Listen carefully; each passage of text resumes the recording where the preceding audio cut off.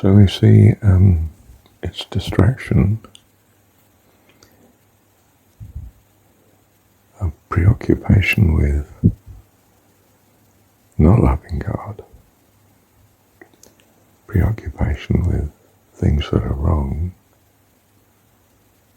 that cut across this relationship. For instance, a great busyness with other things that occupy the mind. Might be some fiction, might be some company, might be some activity, work or play. Something that hasn't got an appreciation of God in it. And we lose the momentum of loving God. So we try not to be rushed, too busy, distracted by other things. We avoid bad company and we put in it good that will constantly pull us back to thinking of God. We put in activities that will constantly pull us back, schedule that will constantly have us return. Might be a fixed time for a Bible study or a fixed time for prayer or a fixed time for worship somewhere or a fixed time for reading good things. Things that are going to keep anchoring us back so that we continue in our awareness and love of God.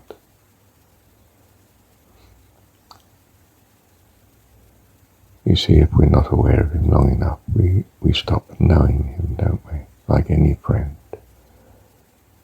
If you ignore them or you're forced to ignore them by distance, they're just not around. Then you start to lose them. So we do everything that will avoid losing them.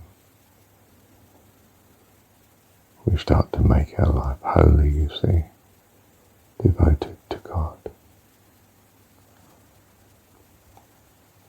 Now we literally avoid the company in large measure that pulls us away from God.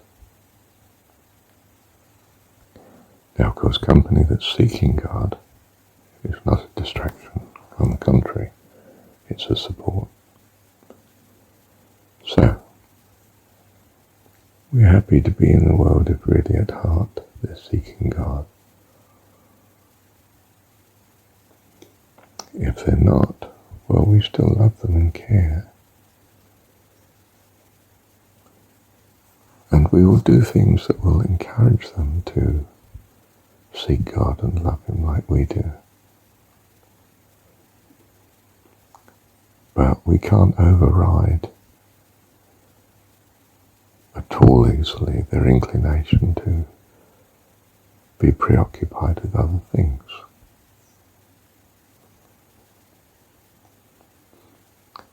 And addictions are something that lock these other people into such other things. If we can rescue them from their addiction without their counter-resistance stopping us, then we will. But you're not going to be able to do that unless they're beginning to hate their addiction. In which case they come to you and say, "Can you help? I need relief. I'm seeking relief from my addiction." Now they may have many addictions, not just the one they're aware of. And it might be very hard to get them to want to get rid of some of the other addictions, which are sufficient to keep them in their misery, although they don't realize that. They think it's just, say, alcohol, or just eating, or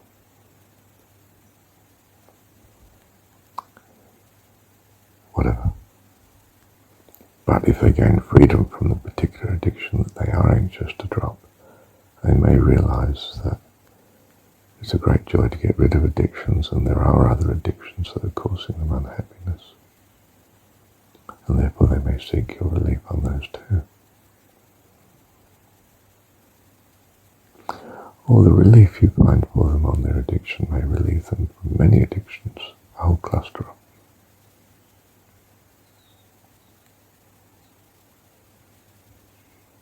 And that's a sort of major conversion, isn't it? We see then that, Jesus begins, those that have ears, let them hear. And, he's not doing his preaching in the towns. He's travelling to just be known in the towns, but he's teaching out there in the wilderness. So is John. You've got to have a desire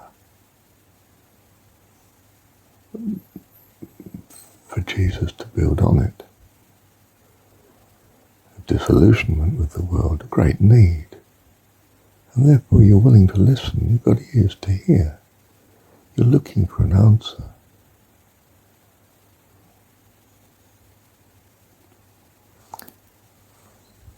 It's a self-correcting system, ideally. You see, in the world you get disillusioned with it, unhappy, seek an answer. God provides an answer, someone who tells you the way. You have ears to hear, you listen, you do what they say, you practice, you see if it works, and you come. The evangelist does not spend his time eternally with those that don't want to know.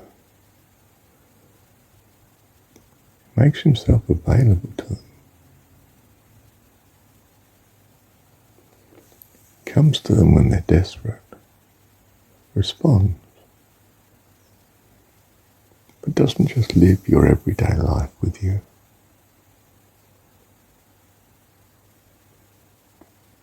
There's no point, you see. It would simply destroy his relationship with God to no point. You're not seeking. But when you become distressed, perhaps with illness, perhaps with someone being horrible to you, then you come to try and find a solution to your problems. You've got ears to hear.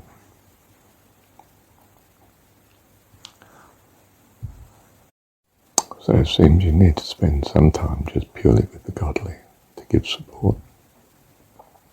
You need to give some time purely with loving God and doing the activities that encourage your love of God. And when your outreach actually becomes a distraction and starts to destroy your love of God and your time with God, to the extent that your joy is diminished with God, that you're preoccupied with the problems of dealing with the secular, that sort of negativity starts to erode your relationship with God. And then you've got too much contact with the world. But if you're dealing with someone in the world who wants to come, then of course that's good. You're preoccupied with the things of God and rescuing someone. And that's a great joy, tremendous joy. You're thankful to God for it. You're seeing the wonders of God move through you. Wonderful thing. But much of Jesus' time was spent caring for those who had ears to hear. Followed Jesus wherever he went simply because who he was.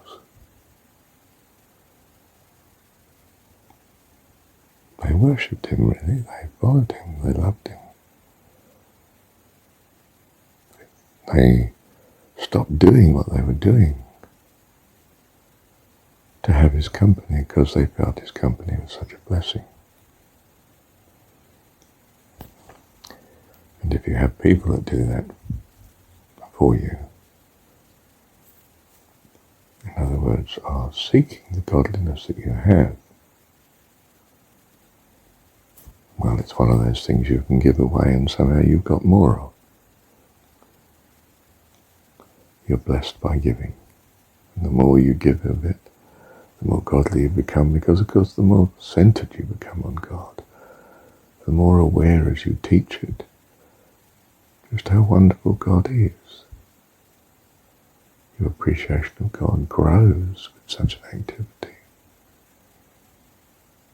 But if you spend all your time battling with those that don't want to hear, in the hope that they will hear, you might find your hopes bringing very little harvest. And you start to get sad and unhappy, and distressed and stressed, and you actually lose your love of God.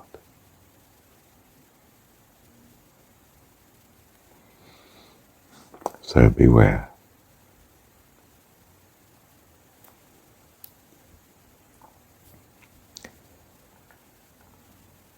Seek out those that have ears to hear, but don't seek them out to the extent that you start losing ears to hear yourself, that you start losing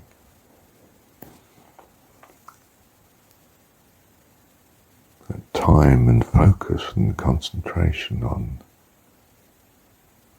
God and goodness. Because remember, if you're dealing with people that don't want to hear, they don't really want to hear goodness. They're looking for that which is wrong. They're preoccupied with the fact that, their job's not going the way they want it, or their partner's not loving them in the way that they need it. And they are still wedded to the view that it's the problem of their partner and so on, and not having the job, and don't realize it's not having a relationship with God. And that's what you're trying to give them, a relationship with God. But they're feeding in heavily their non-relationship with God, and you can become preoccupied with that and lose what you have. So, Jesus came to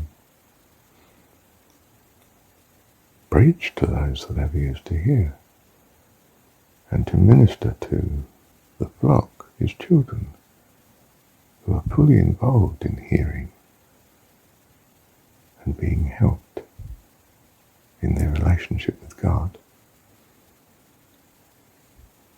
And if they can do that too, then they will have an occupation that is helpful to the goal instead of destructive.